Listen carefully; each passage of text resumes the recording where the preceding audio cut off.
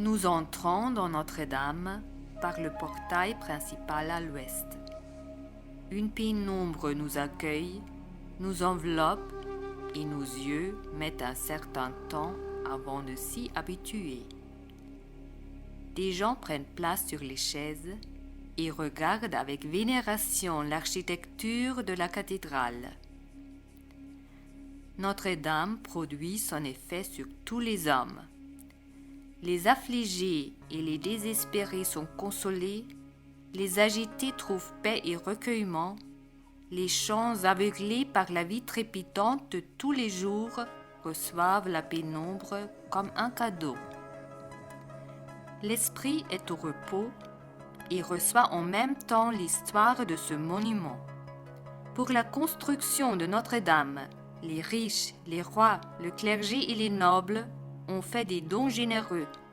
L'humble peuple des corporations a participé avec ses seuls bras et ses connaissances. Les meilleurs architectes, charpentiers, tailleurs de pierre, forgerons, sculpteurs et verriers ont construit il y a 700 ans ce monument unique. Notre-Dame est pour les Parisiens la bonne mère et la Vierge. Elle est là pour ses enfants.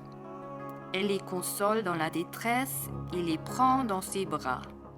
Elle, la Mère de Dieu, intercède et est le lien direct entre Dieu et les hommes.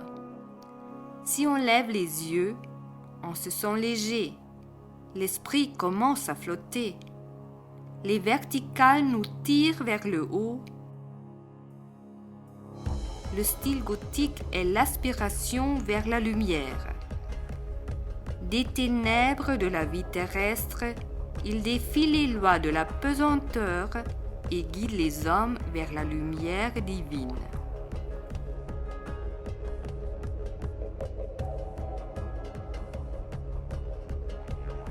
Et pourtant, Notre-Dame a, au cours des siècles passés sur l'île de la Cité, connu détresse et peur, mais elle a été préservée, comme par miracle, des destructions, des révolutions et des guerres.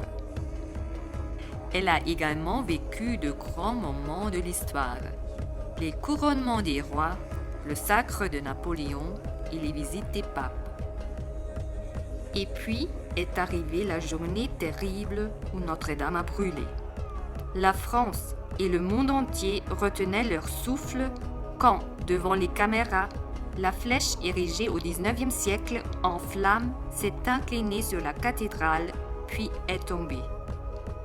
À cela aussi, Notre-Dame a survécu, certes avec des plaies béantes, mais elle est restée debout.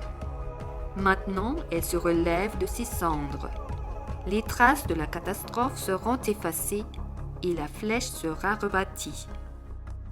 Cependant, toute catastrophe offre aussi de nouvelles chances. Chaque époque a son expression propre et laisse derrière elle ses traces. On peut se poser la question suivante. Comment les architectes gothiques auraient-ils construit aujourd'hui? Comment exprimeraient-ils leur recherche de la lumière? Avec quels matériaux et quelles constructions bâtiraient-ils? Aurait-il plongé le Saint-Sacrement au centre de la cathédrale dans la lumière divine? Aurait-il saisi le fidèle étonné pour le faire s'envoler dans un tourbillon vers les sphères divines? Quelle que soit la construction de la flèche, elle s'élèvera des ténèbres vers la lumière et sera à nouveau visible de toutes parts et de loin comme l'emblème de Notre-Dame.